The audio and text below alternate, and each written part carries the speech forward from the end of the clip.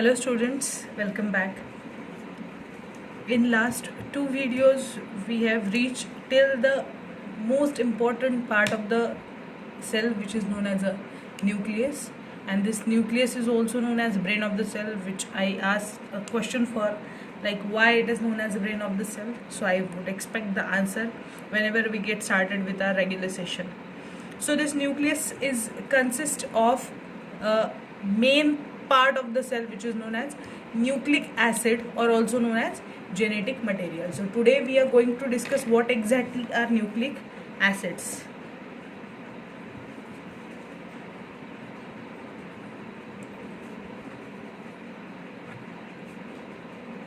Now many of you might have the question why they are known as acids, whether they are acid in nature or completely acidic form. So let me clear this thing first. As one of the component of this chemical is acid, which is a dominating structure, that's why name is given like a nucleic acid. And these nucleic acids are basically of two types, DNA and RNA. DNA stands for deoxyribose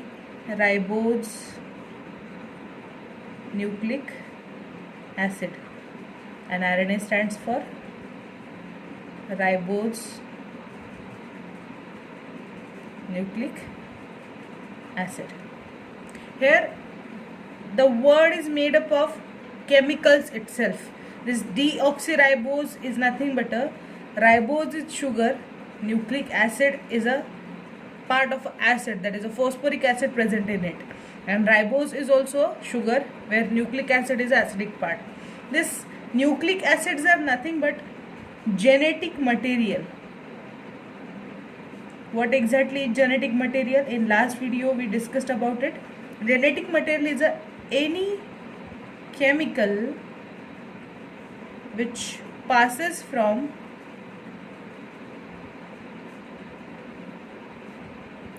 one generation to next. So the chemical which is passed from parental generation to the offspring generation is known as genetic material.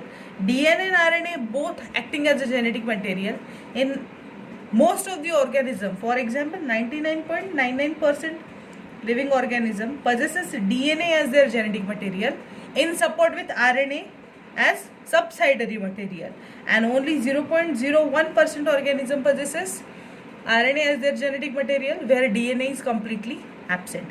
Why this DNA and RNA or these nucleic acids are of utmost importance in a life? Why these chemicals are only passed from one generation to second generation? So we are going to discuss this right now. Firstly, before going to the actual part, we should know at least a basic overview of a structure of both DNA and RNA, or basically nucleic acids. So talking about the DNA, this DNA, deoxyribose nucleic acid, is made up of a particular type of chemical. Now as we can say, this is a form of a life which is passed from one generation to second generation. Definitely it's a complex structure, and every complex structure is made up of simpler units. So the simpler units, that is a single pieces which are built up together, and there is a formation of one complex structure. This simpler units of DNA, the DNA is made up of nucleotides. So these nucleotides are structural and functional unit of DNA. As we can say, every organ is made up of a specific type of cell. For example, brain have neurons. Neurons only can work for nervous system. If you place alveoli into nervous system, definitely the work cannot be carried out. So neurons making nervous system much better. Likewise, DNA is made up of nucleotides. Only nucleotide can make up DNA and work for efficient function. Otherwise, if structure is disturbed, there will be no more importance to DNA as a genetic material. So these nucleotides are the chemicals or units which are making up structure of a DNA. But what exactly is nucleotide is? So this nucleotide is composed of 3 parts. It is made up of 3 parts. First one is a sugar, second is a nitrogen base, and third one is a phosphoric acid. Combining these 3 together, there is a formation of a nucleotide. So this sugar is in the form of a specific type of sugar which is known as ribose sugar, which is a 5 carbon structure. Might you have know the carbon chemistry, that is number of carbon decide the structural format of any compound.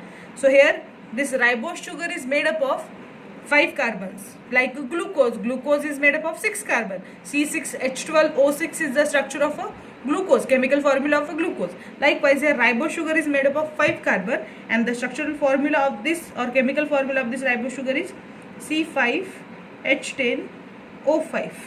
This is the formula for ribose sugar. This ribose sugar plus nitrogen bases. Nitrogen bases are the basic compound, that is the alkaline compound which have a pH above 7, that is alkaline pH, and they are available in different ring format, complete ring or partial ring. So here 2 different type of nitrogen bases are available. First one bases are known as purine bases, and second are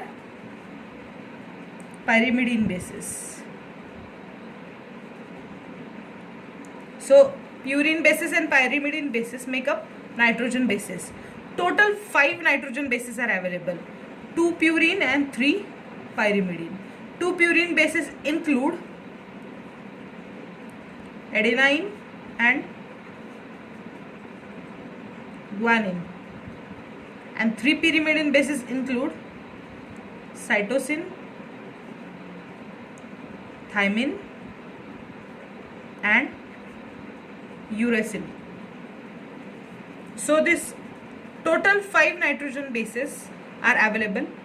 Only 4 are taking part in the structure of DNA. Uracil is the base for RNAs. So here we are not going to discuss about uracil. Adenine, guanine, cytosine and thymine are taking part in the DNA formation or nucleotide formation. And last part is a phosphoric acid, which is a H3PO4. This acid in combination with nitrogen base and sugar make up one nucleotide. So combining this, there is a formation of a nucleotide. If we go structurally it is very important to know. First one, ribose sugar, it's a 5 carbon sugar. This 5 carbon sugar is a base of nucleotide.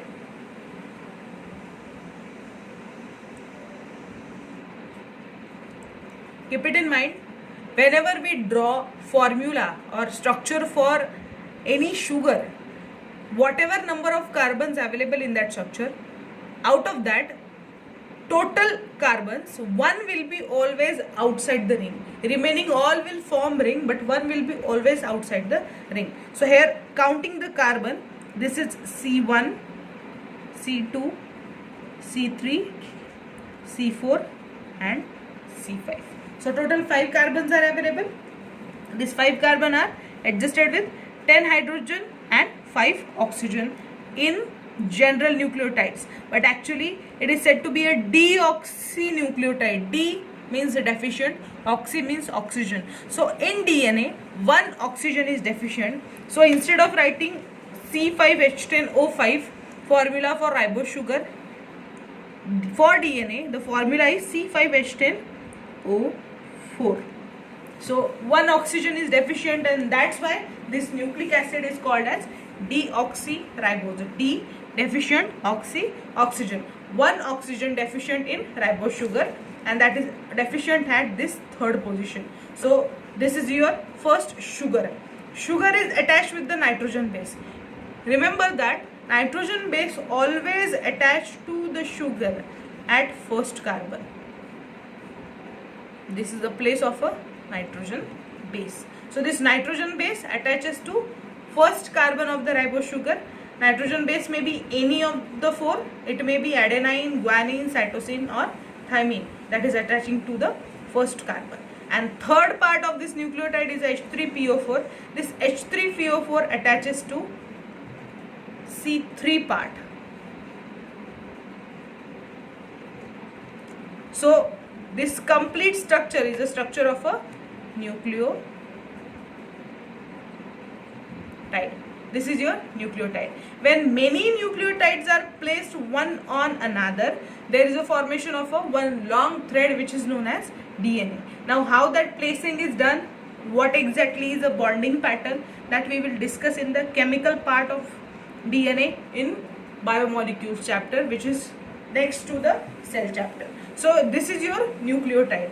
Difference between DNA and RNA is that in DNA, deoxyribose sugar is available where one oxygen is deficient. In RNA, the complete formula is as it is. There is not a even single oxygen deficient in a ribose sugar, and that's why it is making ribose nucleic acid RNA. And DNA is a deficient in oxygen, that's why known as deoxyribose nucleic acid. So this is your nucleotide. When many nucleotides placed together, they form long thread known as DNA. So I hope this concept is clear to you up till now. Going to the structure of DNA. So this DNA is a double helical structure. Double helical means two threads are available which are bonded to each other.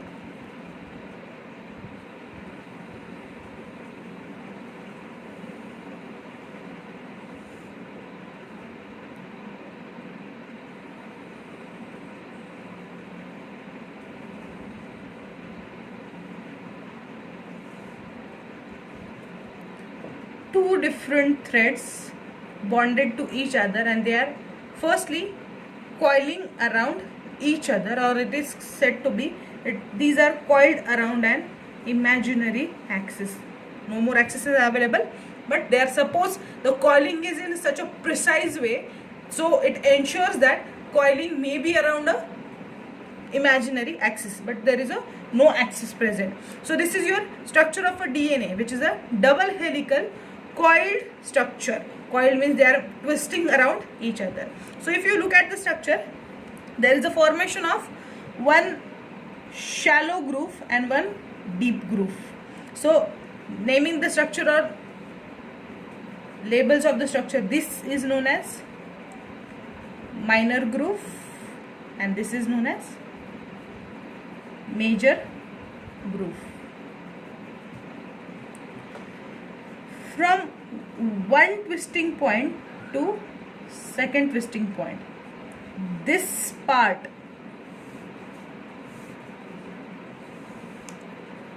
is known as one helix. One complete turn of 180 degree. 180 degree,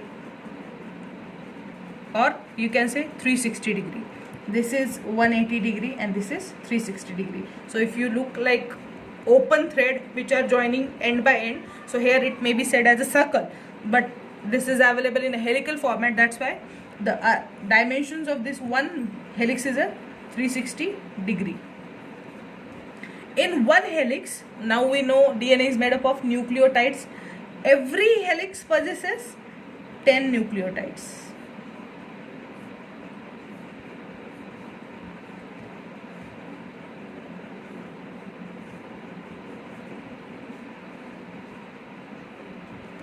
Every helix possesses 10 nucleotides. Such a many helix and many nucleotides are present. Diameter between two threads of DNA is 20 angstrom. Yep. Remember this, angstrom is the unit for measurement of a biological structures, which can be also considered or converted into nanometer. There are conversions available, you can check that. So 20 angstrom is a diameter of between the two threads of a DNA. Diameter or length of the one helix is a 34 angstrom.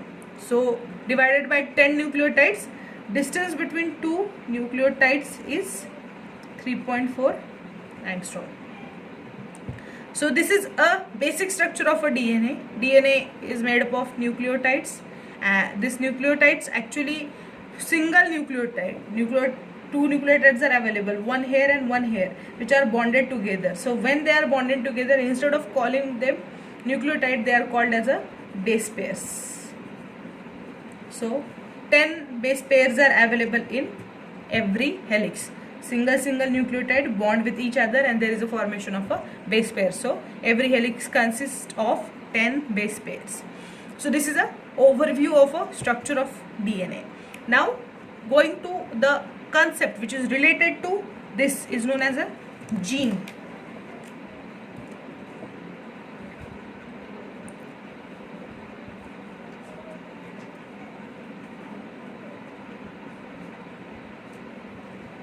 What exactly is a gene?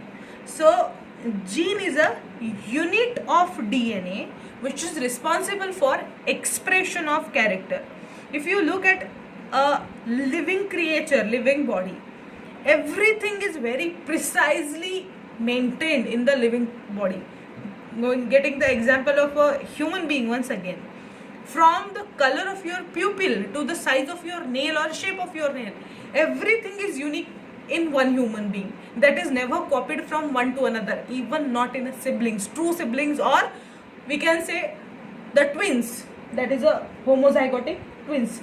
This homozygotic twins means same looking twins. So fingerprints are also unique for every person. So just imagine if the copying mechanism was carried out in the living creatures, definitely there will be very difficulty in identification of every human being. So while making structure or adaptation process, human beings are made in a such a way, or any animal is made in a such a way, every character is unique to that particular organism.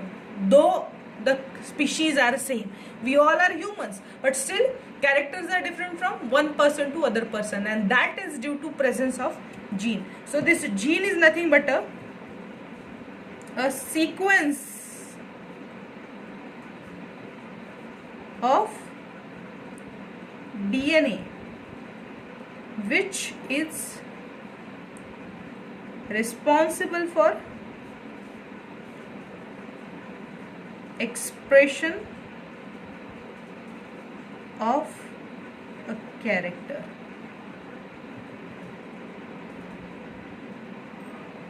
Expression of a character. So this sequence is not uniform. Type of gene or length of gene is completely variable from one person to other person. Like pupil color, if we take the example of pupil color of the eye, so gene responsible for expression of pupil color may be of 10 base pairs, but gene responsible for your voice quality is definitely maybe longer than 10 base pair or shorter than 10 base pair. Generally genes are made up of thousands of base pairs. Size of gene is generally from 1000 to lakhs in a base pairs. So every gene is different from each other, and every gene is different from each other in the way of expression also. And this length of gene is not uniform, like starting from one point and ending at one point. Gene may start from any random point and cut at any random point. So this is a format of a gene, but this gene is responsible for expression of character. In genetic language, might you have studied the experiment of Gregor Johann Mendel, that is a genetics part, transfer of characters. Example of a pea plant, that is a 7 characters, law of dominant, law of segregation, law of independent assortment. So whenever we study transfer of gene or expression of a character, in that case, when genes are expressed, characters are suffered by some conditions. Like if your father have black pupil and if your mother have light blue color pupil, definitely black is a dominant color. But if the second generation, whenever there is a formation of a second generation, expression of gene is possible in 50-50. Black, though it is a dominant, but expression of light blue is also possible in a second generation. But in a first generation, it is always made sure that black will be visible in the child's pupil. So this is how genes show their expression. And length of the gene already we have discussed. It may be random from some 1000 gene to some lakh genes, some 1000 base pairs to some lakh base pairs also. Whenever these genes are placed in the DNA, they are not uniform, like first gene, second gene, third gene in uniform in uniformity or in a sequence. Genes are completely random in their position also. And making this very clear, DNA consists of 95% part non-coding, means that genes are not expressing itself. Only 5% genes are active, which are expressed in every living creature, specifically talking about human being. So human genes, out of total 100% DNA of each cell, only 5% DNA is expressive, remaining 95% DNA is a non-expressive. Genes are present in that 95% part, but they are not expressive. Maybe, for example, vestigial organs in the human body. Some of the vestigial organs which were present in part time, but now they are not working. So their working definitely stopped by their genes. So that gene may be considered as a vestigial gene, which are non-expressive. So these genes are very important for the life. This gene transfers from one generation to second generation. Then going to the next concept, here we have discussed DNA, then gene. Now the part which is actually shown in the nucleus of the cell, neither DNA is available nor gene is available in visible format in your cell's nucleus. The visible format which is shown by nucleus is chromatin thread.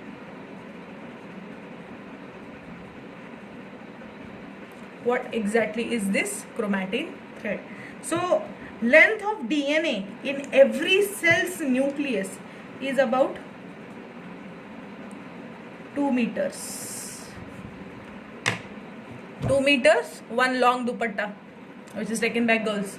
So firstly, your cell is microscopic. In that, cell's nucleus is ultra microscopic.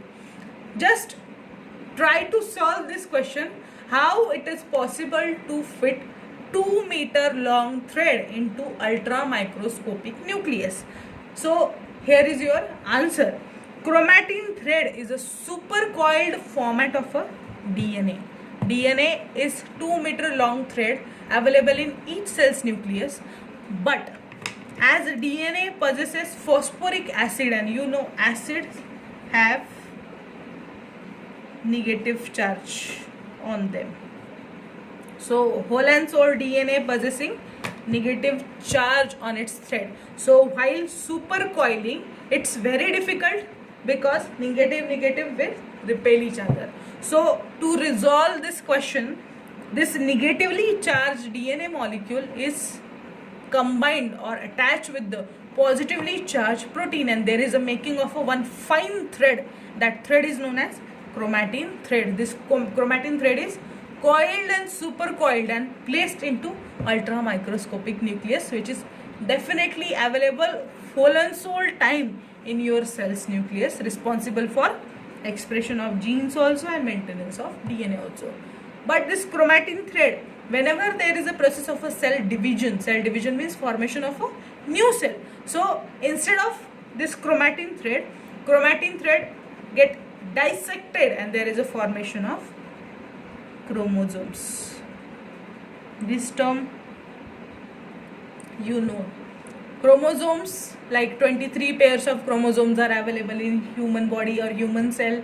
22 pairs are autosome, 1 pair is a sex chromosome, that is a sex determination mechanism.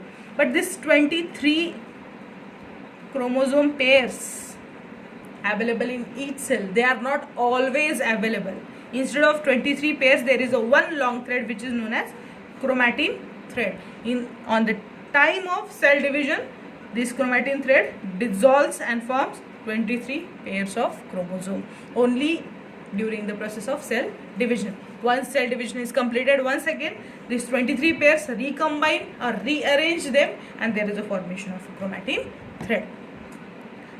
Then talking about chromosomes, chromosomes are nothing but a supercoiled DNA, that is nothing but the combinations of the genes. So chromosomes are responsible for expression of character. Yes, it is correct. Chromosomes responsible because chromosomes possesses DNA and gene in them. That's why they can express the character.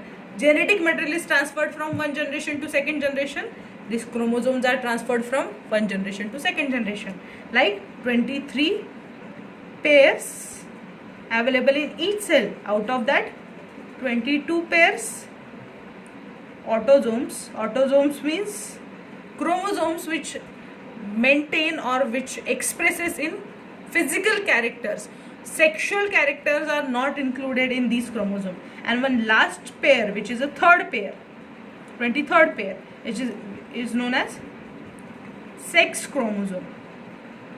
So the sex chromosome only deals with the reproductive system or sexual character and sexual behavior of the organism. These 23 pairs are not uniform in every living organism. Keep it in mind. 23 pairs are only present in human cells. Every human cell possesses 23 pairs of chromosome. In animals, other animals, number may be different, like 18 pairs, 16 pairs, 250 pairs. So depending upon the animal or as species are differing, number of chromosomes are also differing. But 23 pairs are present in human cell. Out of the 23, 22 pairs are autosomes, means which are maintaining physical character or all the body character except sexual character. And 23rd pair is responsible for only sex chromosome, that is a sexual character. In that 23rd pair, there are two diversification in males and females. 23rd pair is divided into two parts. If the chromosomes are XX, it's a female, XY, male. So XX and XY. This you have studied in a sex determination. Like if one X of mother and one X of father is produced, there is a formation of a girl baby.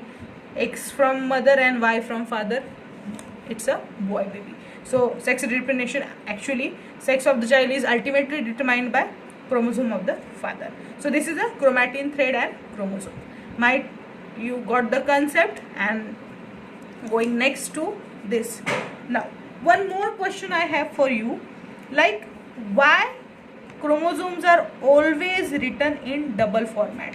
Why in pairs? Why not single? Why I cannot write it as X or Y?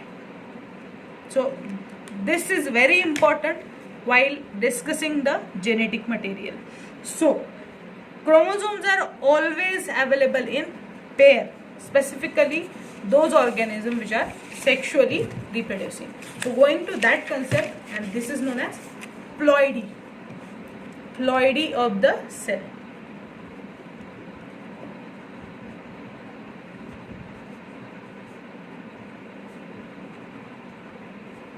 This ploidy is nothing but it is an expression or it is a character which determines set of genetic material or set of nucleic acid present in the cell.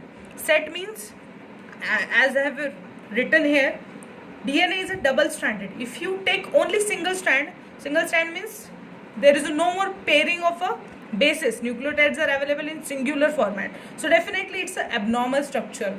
And when there is abnormal structure, definitely there will be no expression. Likewise, whenever genetic material is available in a single format is always weaker for expression. So keeping alternate copy of every gene is a mandatory for survival of the living organism. And that's why your genetic set is always in a pair. So this ploidy of the cell is denoted by letter N. So if half set is present, half set of genome is nothing but the genetic material, then the ploidy is haploid and denoted by letter N. If full set is nothing but two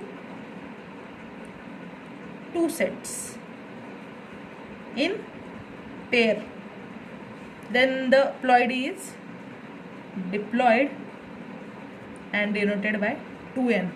Every living organism is in a need to maintain its ploidy at 2N to ensure normal survival. In some organism, due to abnormal process, there is a formation of 3 sets and ploidy become triploid, that is 3N, and up it can be more also, like 4N, 5N. So haploid, diploid, triploid, or it may be polyploid, like more or above 5N. It's a polyploid. But definitely whether it is a haploid or whether it is a polyploid. These conditions are abnormal for the cell. Organisms, for their normal survival, need to maintain their ploidy at diploid stage. So this diploid stage is mandatory, like whenever you study sexual reproduction concept.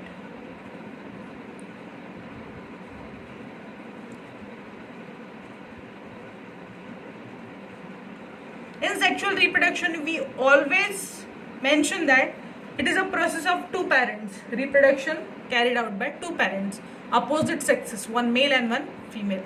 Have you ever noticed while we are writing 23 pairs, why it is not possible to take both the chromosomes from parent? Why we always take one single? It is possible that one pair of female and one pair of male are crossed with each other and there is a formation of a next one. But here this next one is a 4n, which is a quadruploid, and it is abnormal condition. So to maintain organisms diploidy, sexual reproduction process is managed in such a way where single chromosome is isolated from both the parents. They combine it together and there is a formation of a next generation, which may be either male or female. Once again, 2n condition is restored, means like parent. So to maintain this 2n condition or diploid condition in a normal way for the survival of the child, there is a formation of a haploid chromosome. This set is a diploid set is separated from each other and formation of a haploid chromosome.